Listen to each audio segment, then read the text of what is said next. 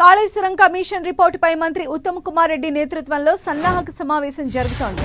అంతకుముందు కాళేశ్వరం కమిషన్ రిపోర్టుపై ముగిసిన ఉన్నత స్థాయి సమావేశం సిఎస్ ఆధ్వర్యంలో ఈ మీటింగ్ జరిగింది. పీసీ ఘోష్ కమిషన్ ఇచ్చిన రిపోర్టుపై అధికారులు అధ్యయనం చేశారు. ప్రాజెక్టు నిర్మాణంలో భాగస్వాములైన అందరి గురించి కమిషన్ నివేదిక ఇచ్చింది. కేసీఆర్, హరీష్ రావు, ఈటెల పాత్రలపైన నివేదికలో చెప్పినట్లు తెలుస్తోంది. బాధ్యులందరిపైన క్రిమినల్ ప్రాసిక్యూషన్ చేయాలని సూచించినట్లు సమాచారం. మేడిగడ్డ, అన్నారం లొకేషన్ అంతా కేసీఆర్ ఆలోచనేనని రిపోర్టులో పేర్కొంది. కేసీఆర్, హరీష్ రావు ఆదేశాల ప్రకారమే నిర్మాణాలు జరిగాయని, లొకేషన్ విషయంలో కేసీఆర్ చొరవే ఎక్కువని తెలిపింది. మంత్రిగా హరీష్ రావు లోటుపాట్లను మెన్షన్ చేసిన కమిషన్ ఆర్థిక శాఖ అధికారుల తప్పిదాలపైన ఫోకస్ చేసింది. ఇరిగేషన్ శాఖ పంపిన అంచనాలను గుడ్డిగా ఆమోదం తెలిపారని రిపోర్టులో పేర్కొన్నట్లు తెలుస్తోంది. ఆర్థిక శాఖ చేయాల్సిన కనీస బాధ్యతలు నిర్వహించలేదని చెప్పింది. రేపు కేబినెట్ ముందుకు కాళేశ్వరం కమిషన్ నివేదిక రానుంది. దీనిపై సుదీర్ఘంగా చర్చించి కీలక నిర్ణయం తీసుకుంటారని సమాచారం. మరిన్ని అప్డేట్స్ తిరుపతిచారి అందిస్తారు. తిరుపతిచారి, ఘోష్ కమిషన్ ఇచ్చిన నివేదిక పైన ఈరోజు ముఖ్యమంత్రి రేవంత్ రెడ్డి చేసిన అధ్యయన కమిటీ ఈరోజు దీనిపైన చర్చించింది. ఇప్పటికే ఆ కమిషన్ ఇచ్చిన రిపోర్ట్ను పూర్తిస్థాయిలో ఏదైతే ప్రత్యేకంగా నియమించిన కమిటీ స్టడీ చేసింది. ఆ స్టడీకి సంబంధించిన అంశాలపైన కొద్దిసేపటి క్రితం సిఎస్ రామకృష్ణారావు నేతృత్వంలో సమావేశం జరిగింది. అందులో అనేక అంశాలపై చర్చించారు.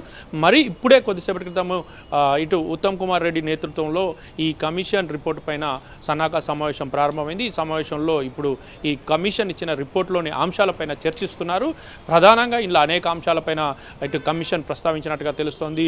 ఒకవైపు డిజైన్ నుంచి మొదలుకుంటే లొకేషన్ మార్పులకు సంబంధించి అంశాలు, అదేవిధంగా ఫైనాన్షియల్ సంబంధించిన అంశాలపైన ప్రధానంగా చర్చిస్తున్నట్టుగా తెలుస్తోంది. ఆ కమిషన్లో పేర్కొన్నట్లుగా మనకు సమాచారం అందుతుంది.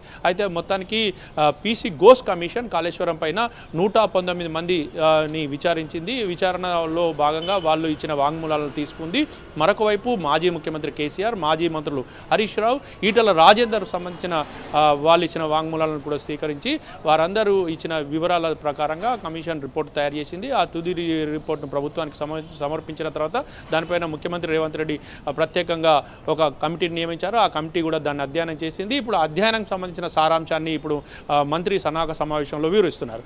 అయితే దీనికి సంబంధించి రేపు ఇటు మంత్రి రేపటి క్యాబినెట్ ముందు ఈ సారాంశాన్ని ప్రస్తావించనున్నారు. కమిషన్లో తప్పులు, వైఫల్యాలకు కమిషన్ పేర్కొన్న దాంట్లో ఉన్న తప్పులు, వైఫల్యాలకు సంబంధించిన రిపోర్టులన్నింటినీ కూడా రేపు క్యాబినెట్ ముందు ఇరిగేషన్ శాఖ మంత్రి ఉత్తమ్ కుమార్ రెడ్డి పెడతారు.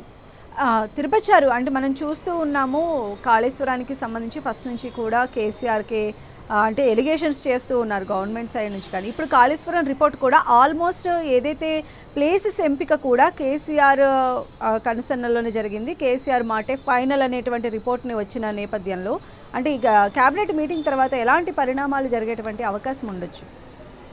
అయితే ఇప్పటికే ఏదైతే కాళేశ్వరం కమిషన్ పీసీ ఘోష్ తన నివేదికలో ఎవరైతే బాధ్యులైనారో వాళ్ళందరిపైన క్రిమినల్ ప్రొసీడింగ్స్ తీసుకోవాలంటూ కూడా ఒకవైపు ప్రభుత్వానికి నివేదికలో పేర్కొన్నారు. మొత్తానికైతే ప్రభుత్వం దీనిపైన క్యాబినెట్లో చర్చించిన తర్వాత ఎలాంటి నిర్ణయం తీసుకుంటుంది అనేది ఆసక్తికరంగా మారింది.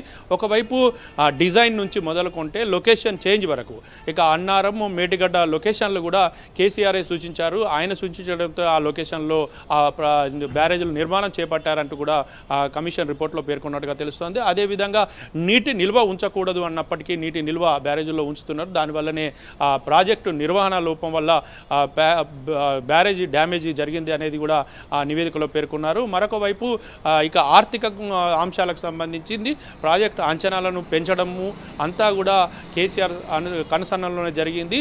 దీనికి ఆర్థిక శాఖ కూడా బాధ్యత వహించాలి. కానీ ఎలాంటి ఆర్థిక శాఖ బాధ్యత వహించకుండానే పెంచిన అంచనాలకు అనుమతి ఇచ్చింది.